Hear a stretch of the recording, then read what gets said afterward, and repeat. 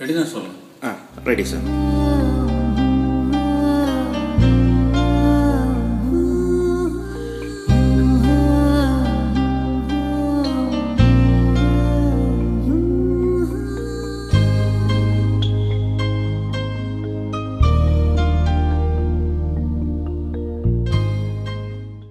அன்பார்ந்த இசை ரசிக பெருமக்களே, உங்களை சந்திப்பதற்காக ஆஸ்திரேலியாவுக்கு வந்து கொண்டிருக்கிறேன்.